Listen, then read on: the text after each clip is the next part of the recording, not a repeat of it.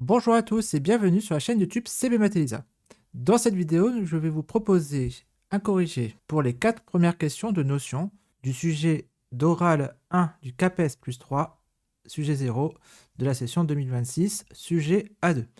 Donc il est question de suite arithmético-géométrique et de probabilité. Dans une première question, on va définir ce que c'est une suite arithmético-géométrique à valeur dans R. Alors, une suite arithmético-géométrique à valeur dans R est une suite UN, alors généralement n appartenant à grand N, sont des entiers naturels, de réels, définis par une relation de récurrence linéaire du type UN plus 1 est égal à AUN plus B, où A et B sont deux réels fixés, indépendants de N, et de terme initial U0 appartenant à R.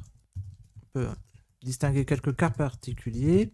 Donc si A est égal à 1, alors la suite UN est une suite arithmétique de raison B. On va voir ici UN plus 1 est égal à UN plus B. Et donc on a bien une suite arithmétique de raison B. Si B est égal à 0, alors la suite UN est une suite géométrique de raison A.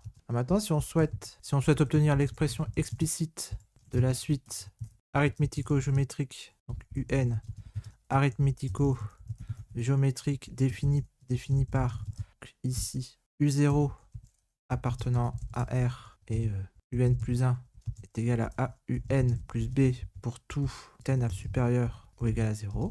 Alors ici, on va chercher un réel L tel que L est égal à AL plus B. Donc on appelle ça le point fixe de la suite UN. On a alors donc L égale à AL plus B.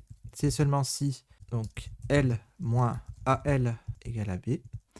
Soit, donc si on factorise par L, on aura 1 moins A L égale à B. Soit L est égal à B sur 1 moins A. Maintenant on pose VL est égal à UN moins L. On calcule Vn plus 1 en fonction de Vn. Donc Vn plus 1 est égal à Un plus 1 moins L, soit AUN plus B moins L. Mais ici, si Vn est égal à UN moins L, alors UN est égal à Vn plus L. Donc ici, c'est égal à A facteur de Vn plus L plus B moins L. Soit A fois Vn plus A fois L plus B moins L. Or, L vérifie AL plus B. Donc c'est A fois Vn plus L moins L, soit A fois Vn. Donc la suite Vn est une suite géométrique de raison A. Et de premier terme, V0 est égal à U0 moins L. Comme Vn est géométrique, on peut exprimer Vn en fonction de n. Donc ça va faire Vn est égal à V0, premier terme, fois la raison puissance n, A puissance n.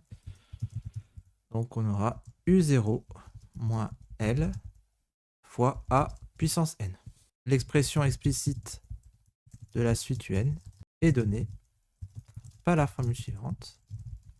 Donc ici, on sait que UN est égal à Vn plus L est égal à A puissance n U0 moins L plus L. Or, on sait que L c'est égal à B sur, ici on peut dire que L est égal à B sur 1 moins A, d'où UN est égal à A puissance n, U0 moins B sur 1 moins A plus B sur 1 moins A. Donc voici l'expression explicite de la suite arithmético-géométrique définie par U0 appartenant à R et UN plus A est égal à AUN plus B.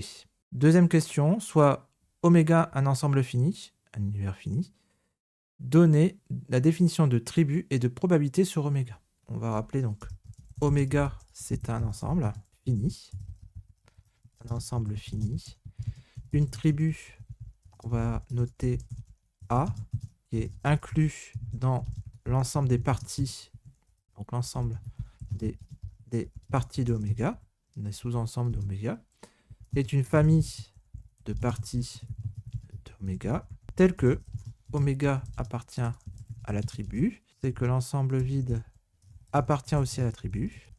Maintenant, si A appartient à l'attribut, alors son complémentaire, on va noter 1 exposant C, est égal à oméga privé de A et dans l'attribut. Et si maintenant on a une famille, donc AN avec n supérieur ou égal à 1, c'est une suite d'éléments de A, de l'attribut A, alors l'union de toute cette famille, donc de tous les ensembles, ça appartient aussi à A. Donc en fait, on a une stabilité par rapport à l'union. Donc on peut dire que l'attribut maximal ici, c'est dans oméga, c'est P de A, c'est l'ensemble des parties. Et on a aussi l'attribut minimal, c'est donc l'ensemble vide, et oméga. On peut donner un petit exemple de tribu. Donc par exemple, si oméga est égal à 1, 2, alors l'ensemble vide, ensemble 1, ensemble 2, ensemble 1, 2, constitue une tribu de oméga. Alors maintenant, on va définir ce que c'est une probabilité. Donc une probabilité est une application qu'on note P qui va d'une tribu A vers l'intervalle 0, 1, qui vérifie P, la probabilité d'être dans oméga c'est égal à 1, c'est l'événement certain. Et maintenant, pour toute suite AN avec n supérieur ou égal à 1 d'événements, donc les AN sont les événements, 2 à 2 disjoints dans A. Alors, la probabilité de l'union des AN, c'est égal à la somme des probabilités de AN. Et ça, on appelle ça la sigma additivité. Maintenant, si oméga est fini, on a pour tout petit oméga dans oméga, donc ça, on appelle ça les issues d'oméga, P de oméga supérieur ou égal à 0, et la somme des oméga, des petits oméga dans grand oméga, de P d'oméga, ça doit être égal à 1. La somme des issues élémentaires est égale à 1. Question 3. Énoncer la formule des probabilités totales.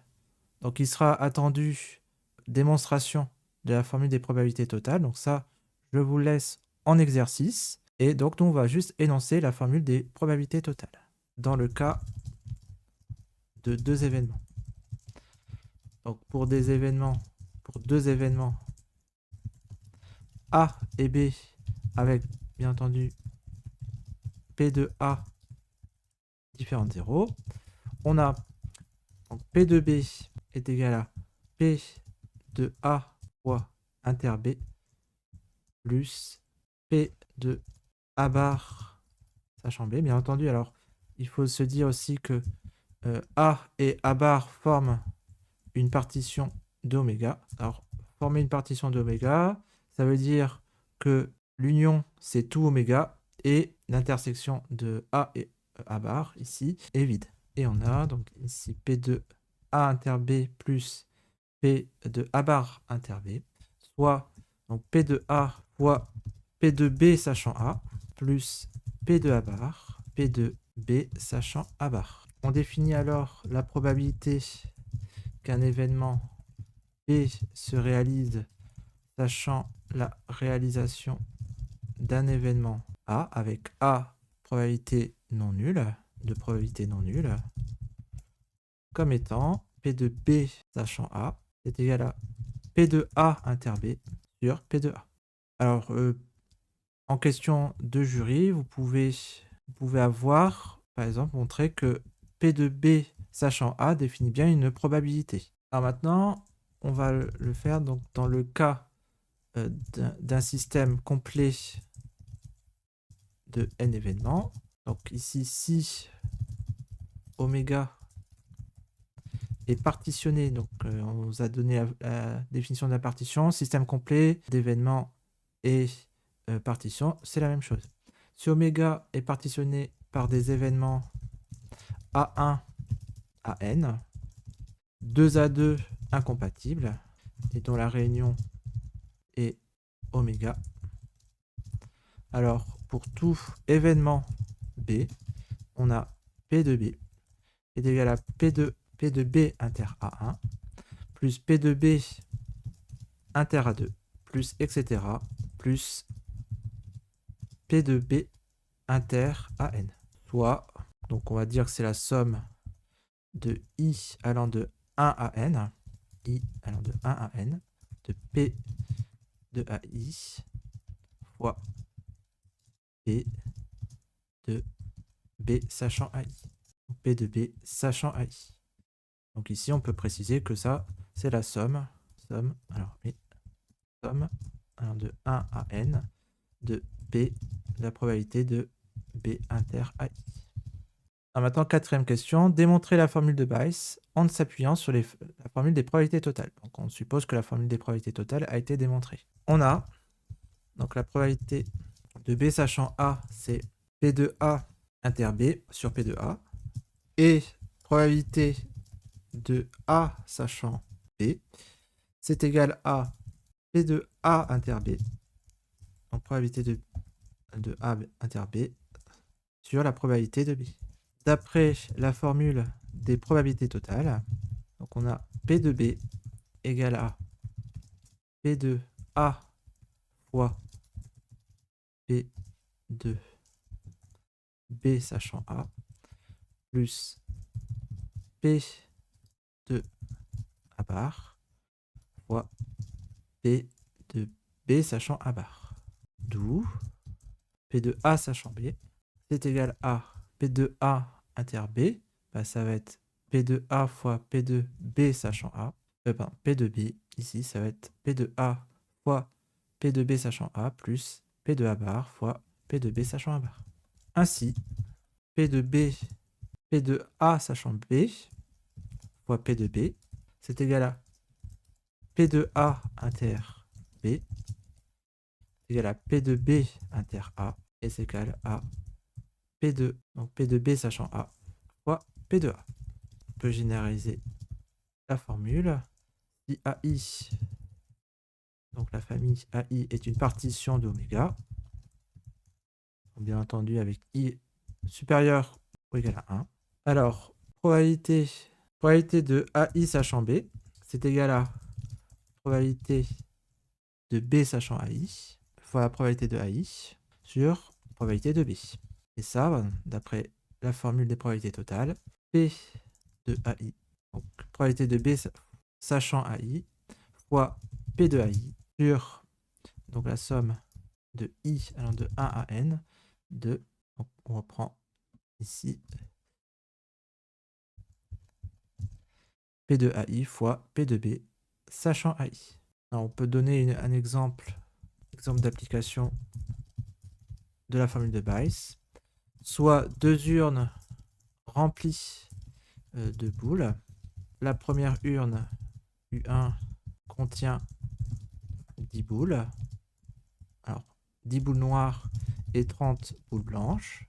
Et la seconde urne, qu'on va appeler U2, contient 20 boules noires et 20 boules blanches. Alors, on choisit sans préférence particulière une des deux urnes.